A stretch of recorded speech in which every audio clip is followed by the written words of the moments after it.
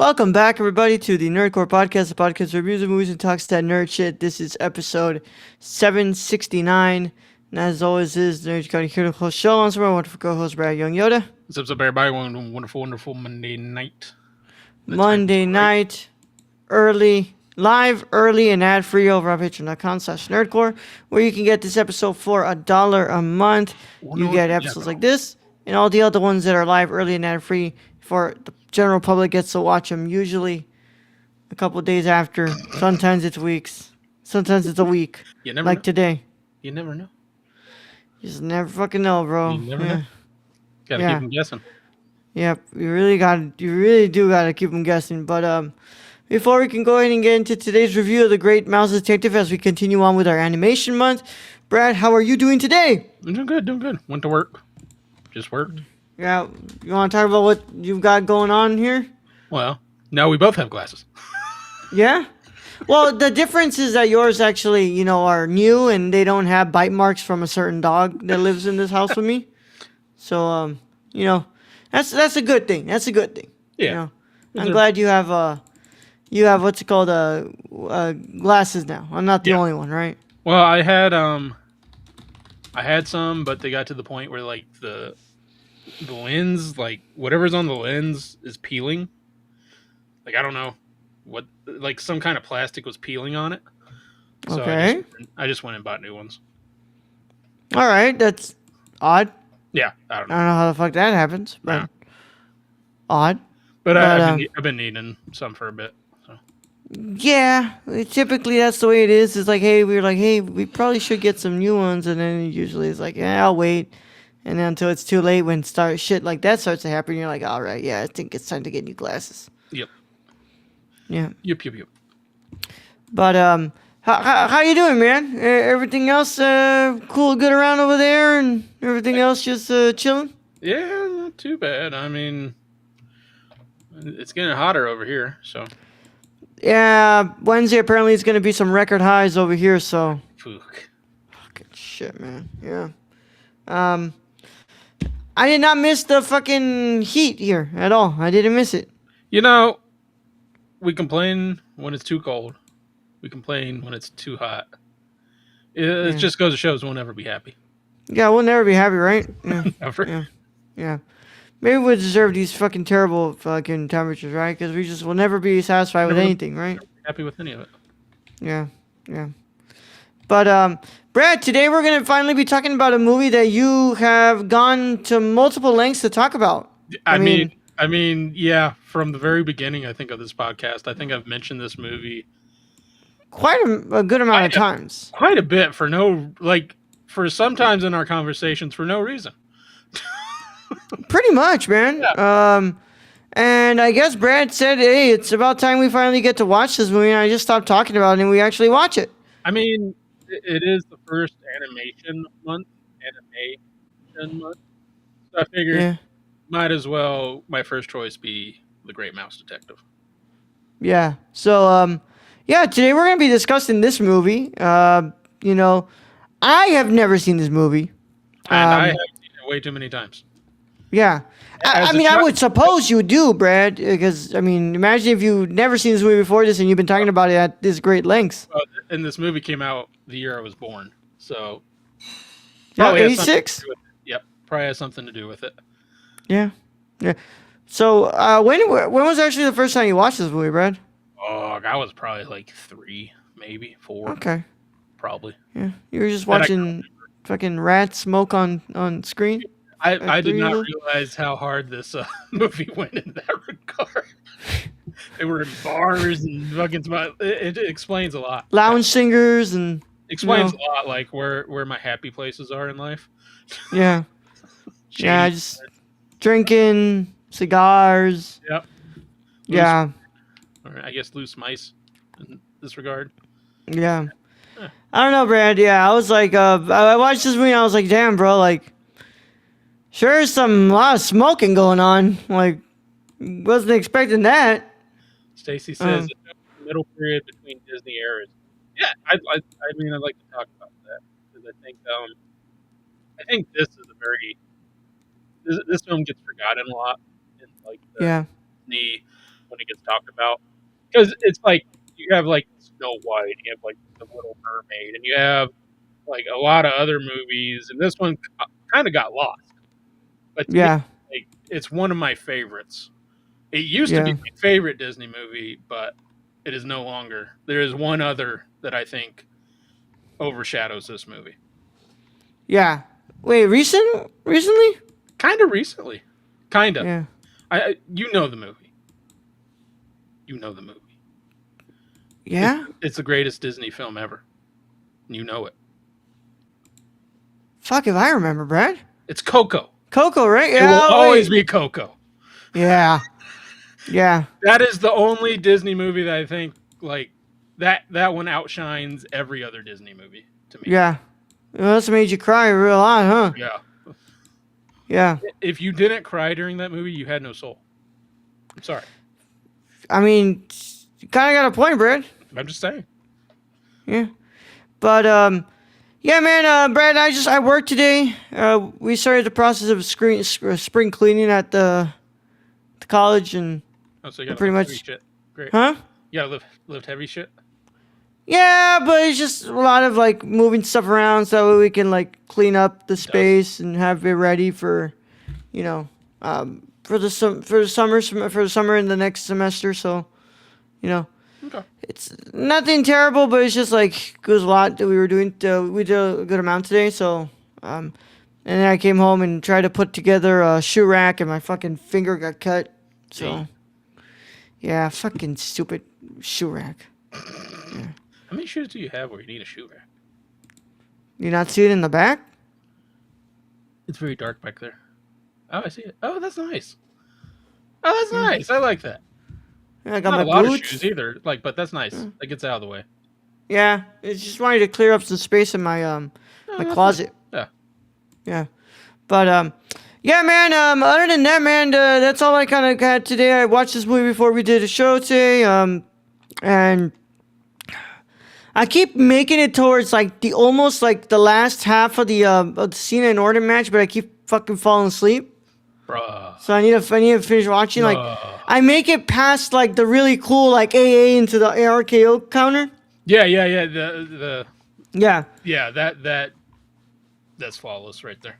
Yeah, so I need to watch more of it. I just I would watch it when I wake up in the morning, or I would watch it like while I'm still awake a little bit, and I would just start getting sleepy, and I'm like, oh. I can't believe this, man. That was an epic match.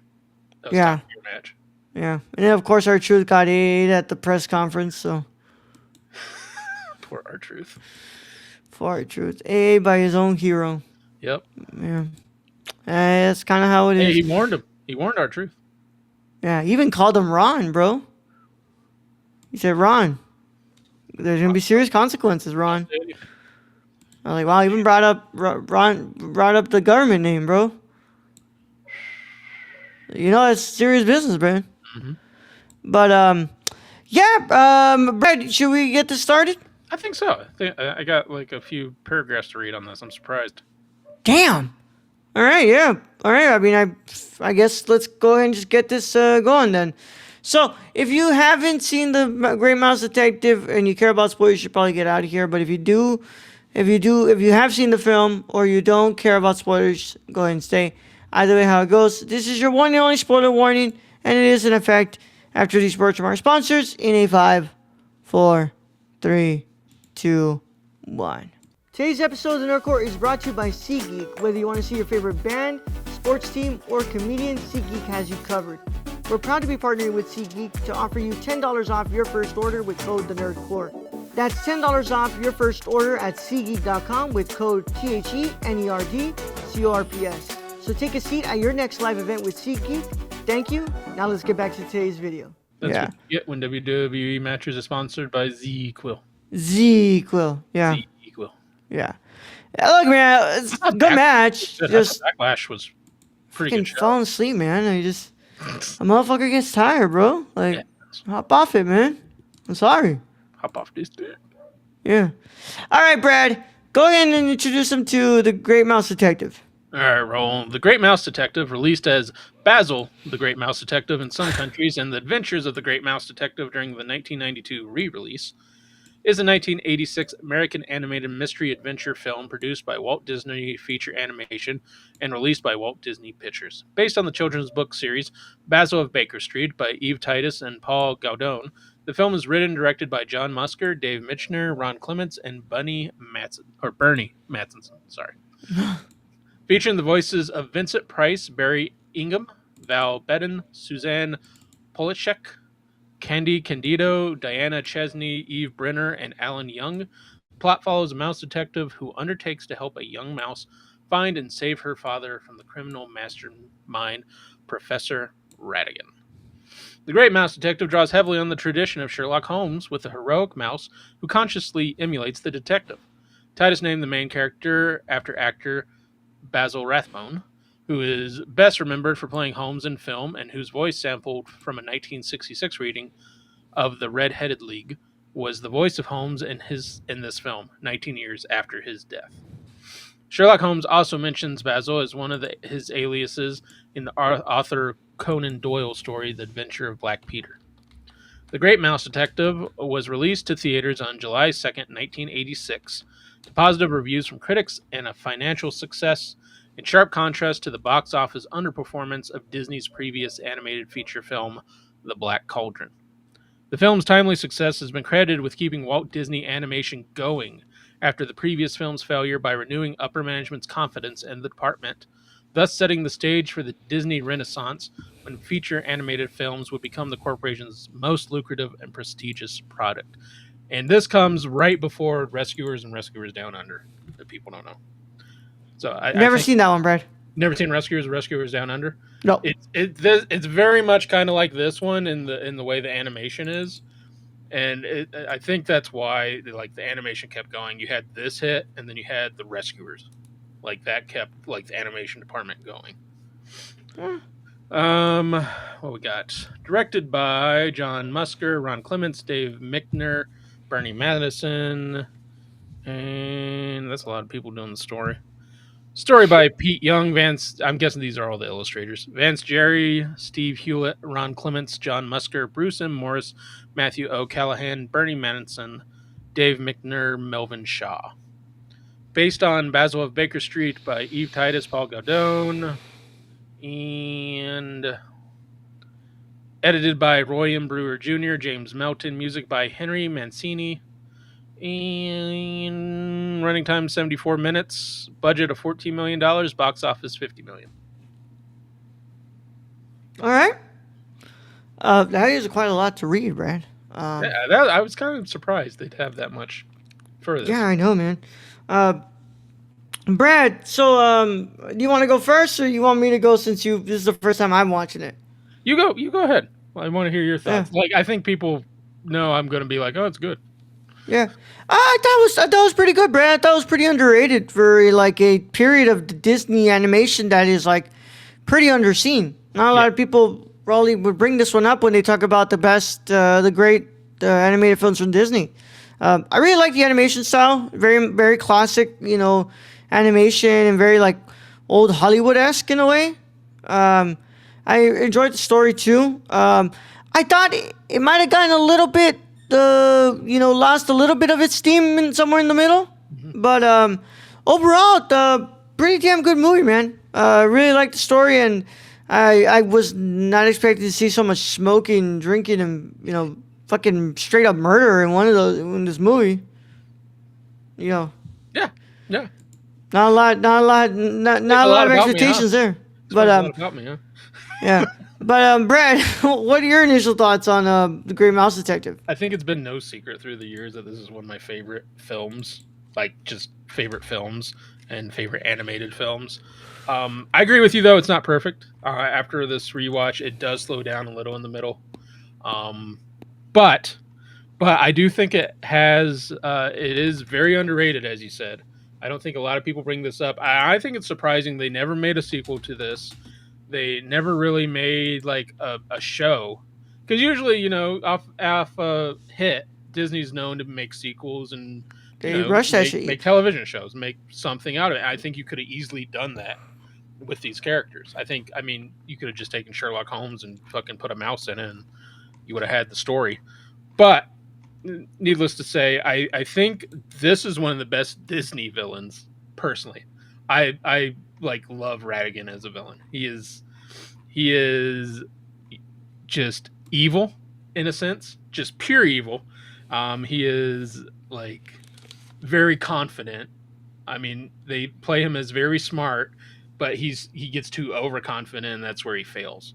And Yep. I think that's good to see. Is like, yeah, you might be smarter than Basil, or you think you are, but you know, you didn't believe that Basil could outwit you, and that was your issue. You thought you were Yep. the smartest in the room. You get Um, a little bit too um your evil ego gets a little too inflated, yeah, and it ends up being the cost of your demise. he probably could have ran the underworld fine, but then he would, he wants to be the queen's consort and run Yeah. things, and that's Why to where become a king, man? yeah. And I mean, he's bullying toy makers, he's kidnapping, and honestly, he's kind Putting of taxes on kids. putting taxes on kids, and very, very Trump-like in a way. Uh, Yep. but I think another thing he does is like he abuses his workers, his employees, his hired goons. Like, let's be real here. Like what Fidget the Bat is more of the villain in this than we get to see at Ratigan. Ratigan's like the big boss, but we see Fidget the Bat more in this film, like Yeah. doing all the fucking work. He's doing the heavy lifting, and even after that, he gets try to get fed to a mouse by Ratigan. So that just shows you Ratigan's a piece of shit, which is fun to watch. Like, it's good when you have a good villain because it really plays up the heroics in it, and that's what I Yeah. enjoy in this story. Animation style, like I like the animation; it's good for what it was in the time period. And I did not know this, but I looked it up. The bell tower scene. So they used CGI. It was like one of the first uses of CGI. It's not shown as CGI, like they animated over it, but to get all that working, they used CGI to help them. So that Hmm. was very interesting to me because that scene's always been on my mind of being very different in the Disney style, Very just the ahead way of it its time looks. too, because Yeah, of like the way like you're kind of going through that whole clock tower, and you're doing these crazy edits of like yeah, the chain just going up, and yeah. yeah, like that scene to me is pretty brilliant for its time because this was freaking mid 80s. I mean, CGI wasn't really being used. Not really. Not as much as you would see like later on. And if it is being used, not very well. To me, this was used like for what needed to be. It helped them animate, figure out where to draw and stuff. Yeah, yeah. Um, I agree, Brad. I think that it's just I think the middle, just like all that stuff when the kid gets what's it called captured, Hmm. um, is where I think like the story kind of takes a little bit of a dip, and I was like, Until it oh comes man, back. Yeah, yeah, kind of becomes a little bit like little what's it called a little slower than I expected it to, but because I think they're trying to explain like the whole like they're trying to get the queen, and so they got to steal all this, all the uniforms and stuff. And I think right there it becomes a little slow. But yeah, again, I think once you put Radigan on the screen and you have Basil on the screen, and it's them versus them, I think it becomes basically a very close to perfect kind of scene. yeah.